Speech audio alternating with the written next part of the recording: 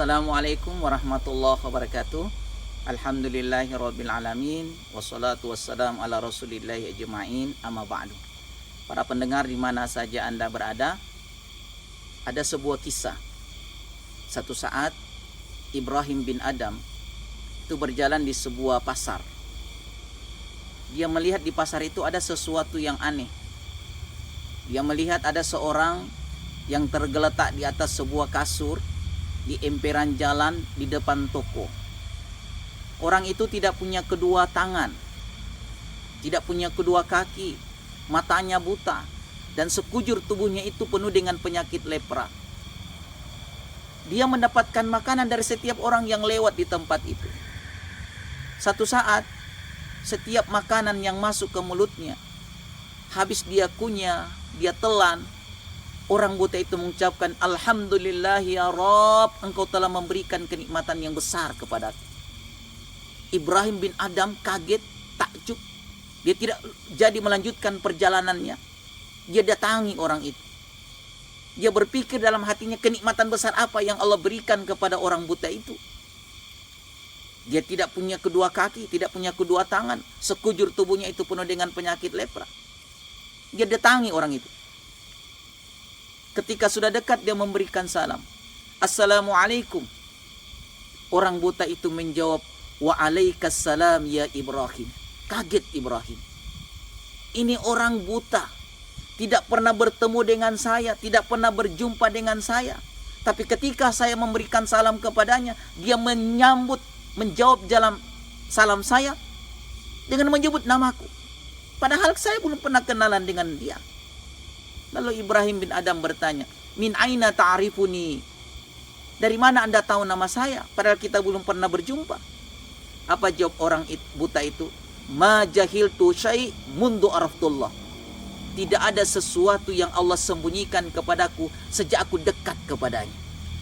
Lalu Ibrahim bin Adam bertanya, Anda ini buta, tapi ketika Allah memberikan makan kepadamu, habis Anda kunyah, Anda telan, lalu keluar dari mulutmu, Alhamdulillah ya Rabb, engkau telah memberikan kenikmatan yang besar kepadaku. Apa kenikmatan besar yang Allah berikan kepadamu?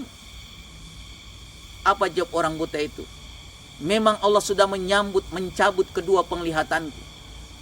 Dia mengambil kedua tanganku, dia mengambil kakiku, dia memberikan sekujur tubuh saya itu dengan penyakit. Tapi dia tinggalkan kepadaku dua hal. Apa dua hal itu? Qalban syakiran walisanan zakiran. Hati yang selalu bersyukur dan lidah yang selalu berzikir. Subhanallah.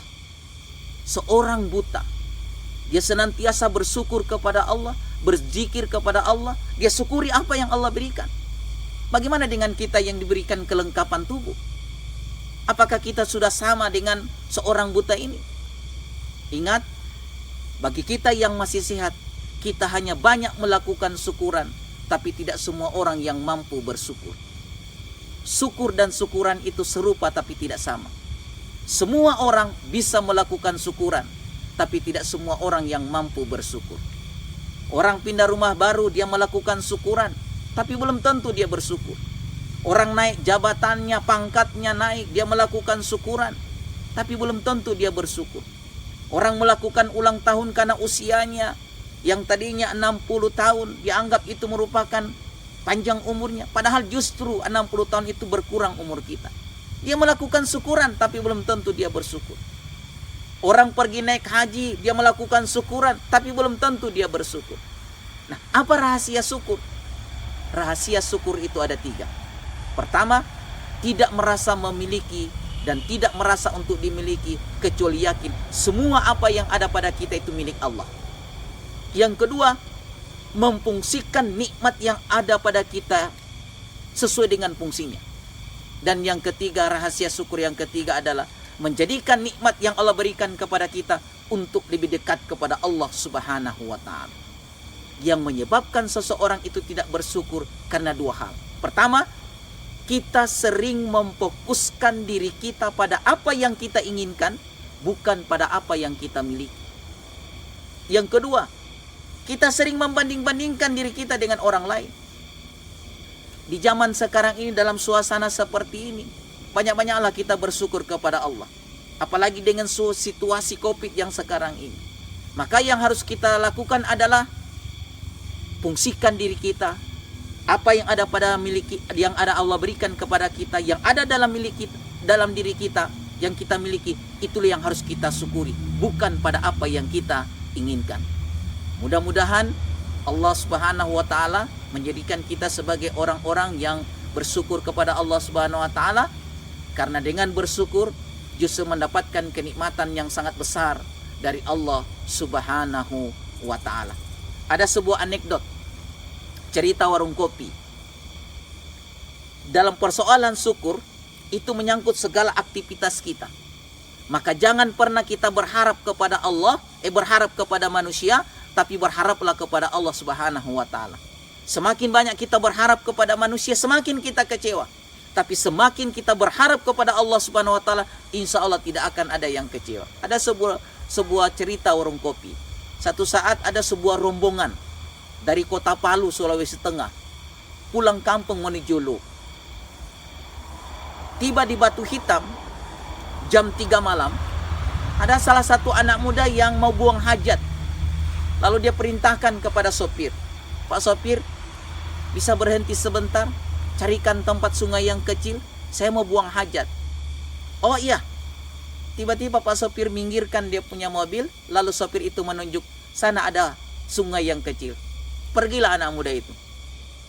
Tidak beberapa lama kemudian setelah dia membuang hajat, dia kembali lagi dengan sekujur tubuh basah, termasuk dia punya baju basah semuanya. Lalu sopirnya berkata, "Subhanallah, jam 3 begini Anda mandi, basah-basah bajumu?" Apa jawab anak muda itu?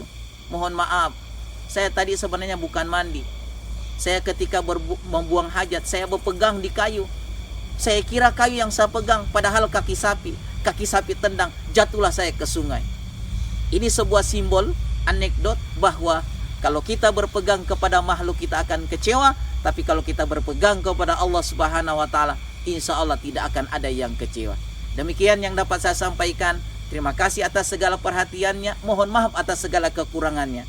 Wallahu muwaffiq ila aqwamit thariq, wallahu musta'an, wabillahi ridha wal inayah wa taufiq wal hidayah. Wassalamualaikum warahmatullahi wabarakatuh.